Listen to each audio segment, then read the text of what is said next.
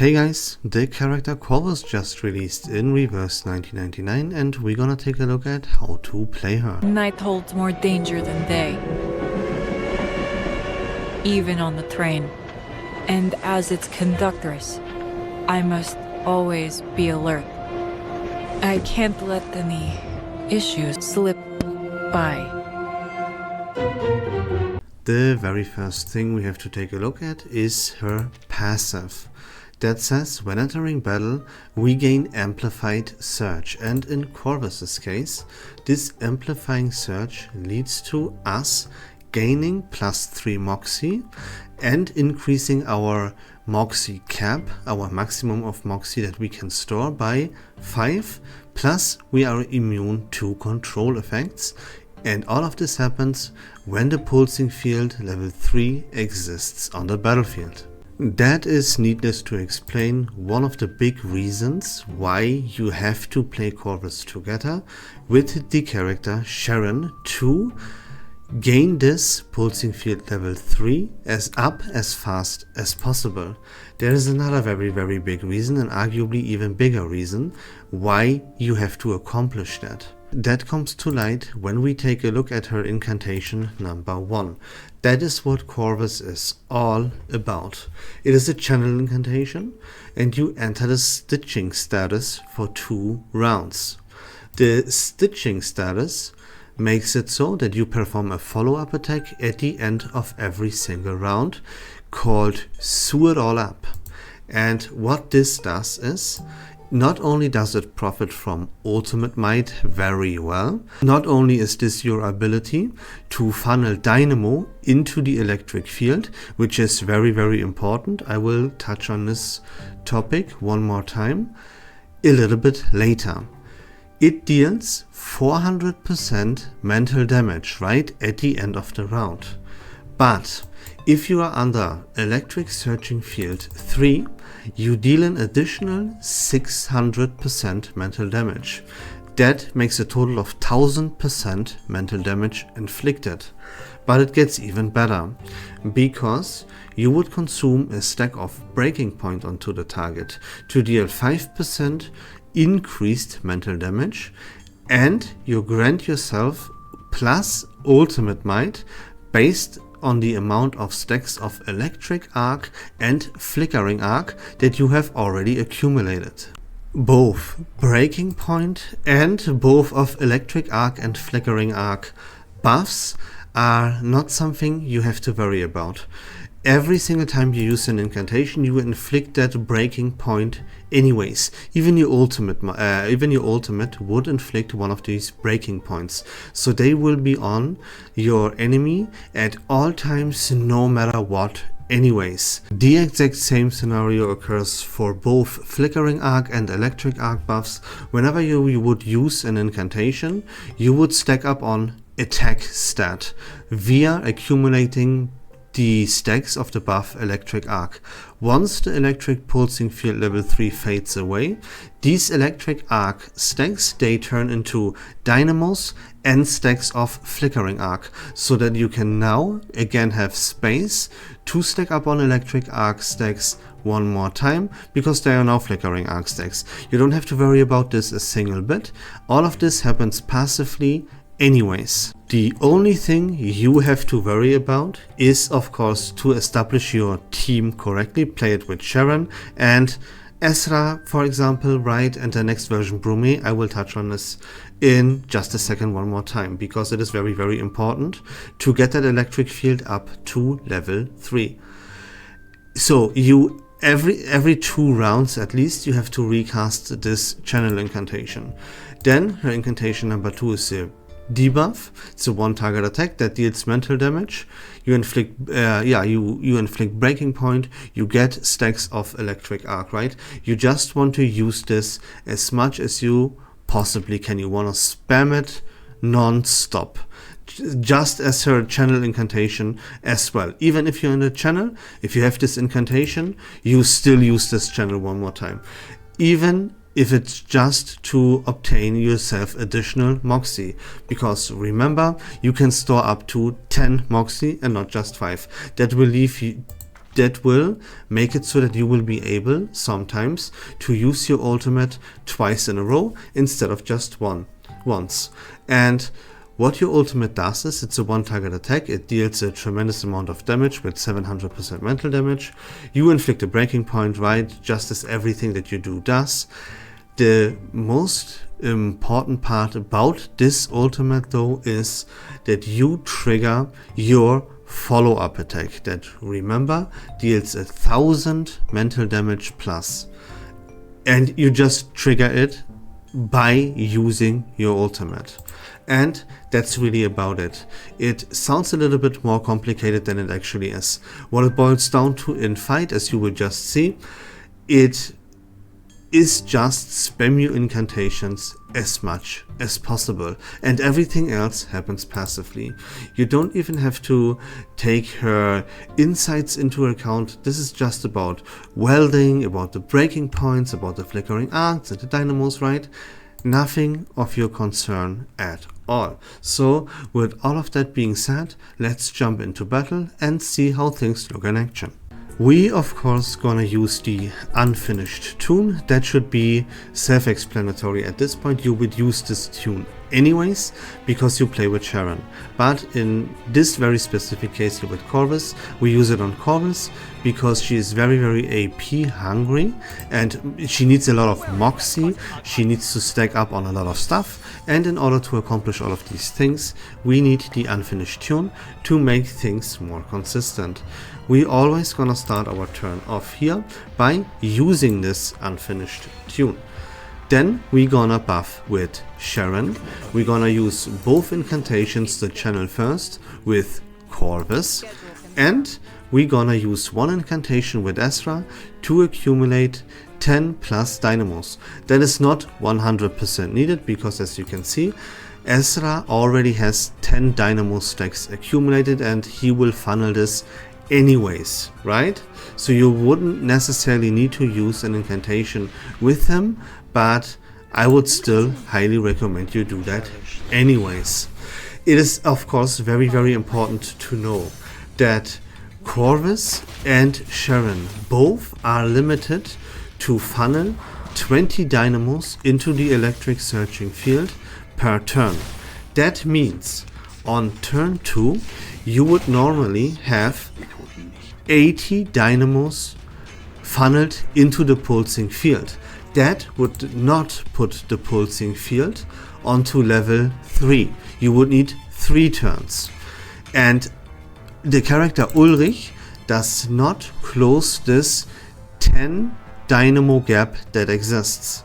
In order to close the gap of 10 dynamos that you need on turn 2, you need the character Ezra. Alright, keep that in mind please, that is very important. Then on turn 2, we're gonna use, of course, our unfinished tune twice. Once to stack it up, and the other time to accumulate 2 incantations with Corvus, which we both gonna use. We're gonna go ahead, we use Sharon's ultimate, and then we're gonna use everything that we have available with Corvus, with an emphasis put onto her debuff incantations, right? I just wanna mention that just in case RNG would get a little bit weird. And then now on the next turn, on our round 3 it will be, I think, we have the pulsing field on level 3, and what that means is that we can go quite nuts with Corvus because she gains all of this additional moxie, she will have her ultimate ready, and so on and so forth. We gain a huge amount of buffs here. And so we're gonna use our unfinished tune twice again, once to stack it up and the other time again to accumulate incantations with Corvus. That is very important, right? You have to do this every single turn because you need the additional moxie that these incantations give you to now be able to use your ultimate twice in a row, back to back. Always check, just in case, it will always be the case, but still, every time still check if the breaking point debuff is applied to your opponent before you use your ultimate, because it triggers your follow-up attack, and that follow-up attack will consume a breaking point. So make sure that is on. Sometimes it will be on most of the times, but sometimes it won't. So yeah, I just mention it for consistency's sake. Now you want to check that you have the Peaceful Soul buff with Sharon still applied. We have that, so we can just go ahead and go completely nuts. We're gonna use her ultimate, we're gonna activate her channel and every single incantation that we have, and again put an emphasis onto her debuff incantation, of course. But the most important part is to use Corvus as much as possible. She's of course our main DPS, and yeah, as I explained earlier, she needs to stack up on a lot of stuff, and she needs a lot of Moxie, so use as many incantations with her as possible every single turn. Now of course, since we afflict a debuff called Welding, that shreds our enemies' mental defense. That is also a reason why we want to play, or we kinda have to play Corvus, to be honest, with a sub DPS that would deal mental damage. That's also a reason why we wait for the character Brumé to come out, because again, our sub DPS is available in this game would not be better than Ulrich still, right? Even if we would pick someone who would deal mental damage, Ulrich still performs better. Alright, and you can see right now we have our ultimate with Corvus up one more time. So we're gonna use that. Unfortunately, we got a tiny little bit unlucky here because we have not, we don't have any further incantations to use here with Corvus. So we're gonna use what we have, right? We're gonna check, do we have Peaceful Soul? Yes, we still have it for one round. Okay, then we debuff with Sharon, we activate the channels with Ulrich, we're gonna use Corvus's ultimate, and yeah, of course, we're gonna wing it from here. Then next turn is gonna be very, very important again, because as you can see, our pulsing field level 3 will run out, and we're gonna have to establish this as fast as possible one more time. And how do we gonna do this? We will use 2 incantations with Astra. Why? Because that accumulates 20 stacks of dynamo with her, and with him, excuse me. And how many dynamo stacks can he funnel per turn? 20. That's what we're gonna do, because you can see that we have to accumulate 90 dynamos again to put our electric field onto level 3 again, and we cannot accomplish this with Ulrich, Corvus and Sharon because they are capped, right? Corvus can funnel 20, Sharon can funnel 20, and Ulrich only funnels 5, but we need 10. So we're gonna use at least 1 incantation right here with Esra. Never forget about that. It's very, very important. Yeah, we're gonna of course use all of our ultimates that we have available. We use all the incantations that we have available with Corvus. We can see we have AP to spare here. So we're gonna use our unfinished tune to maximize our damage output by producing and accumulating incantations for Corvus. And then we're gonna go ahead. Don't forget about Astra. Use all of your available ultimates and then go completely nuts with Corvus. That will then next turn put our electric searching field on level 3 again, and we can continue to go nuts. And that's really all there is to say, and this is all there is about the character Corvus. Those are the rotations. It's very straightforward. It is basically, like I explained already, you only bust out all the incantations all the time that you have with Corvus. The only thing that you have to watch out for is when your pulsing field runs out, you have to accumulate a few dynamos, not many, but a few with Ezra, right? Every time your pulsing field is not on level 3, you will have to go ahead and, in fact, do that. So that your pulsing field is on level 3, like as consistently as possible. And then every single turn, don't forget to use your unfinished tune. Stack it up, accumulate incantations with Corvus, go nuts with Corvus. 2, 3, and that's gonna be about it. See, instead of one channel, I had another debuff incantation with Corvus. Yeah, watch out for that to maximize your damage output. But that's really about it, guys. We can now go and take a look at her resonance a little bit and figure out what Psychube is actually the best. I want to mention something else as well. That you can see that Ulrich is a little bit on the useless side here, right? As I said, still better performance than most other characters. But if you really wanted to, you could replace Ulrich and put Flutterpage in instead. That is not too recommended because it screws up your rotations a tiny little bit, makes things a little bit less convenient than it is with Ulrich. But yeah, it is a possibility that you could go for something that I wanted to mention. Then in the next version, when Brume releases, we of course gonna replace Ulrich with Brume anyways, if we wanna play Corvus. And then we have all our characters dealing mental damage, and that will lead to us playing Via instead of Ezra. But for the time being, this is exactly how you play Corvus in version 3.1 right now. Let's take a look at her Psycubes really quickly, because there's something very, very important that you have to know. Let's first of all check out her signature Psycube, which gives you 10% crit rate. And yeah, even more if you max it out, it will be like 20 or something. But what it does is, if you're under pulsing field level 3, you gain ultimate might. And after you cast a one target incantation, you gain damage dealt. That can stack up to 6 times. It removes all stacks after you use a mass incantation though. That is honestly not too impressive, and there is actually a better Psycube to use on Corvus.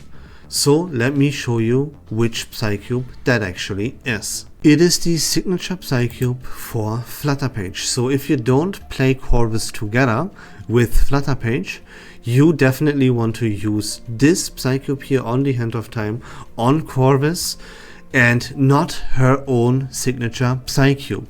That is very, very important to know.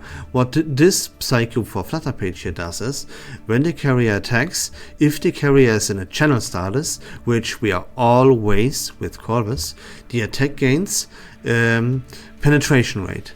When a carrier performs an extra action, which we do at the end of every single turn, sometimes when we use our ultimate, we even do this twice a turn.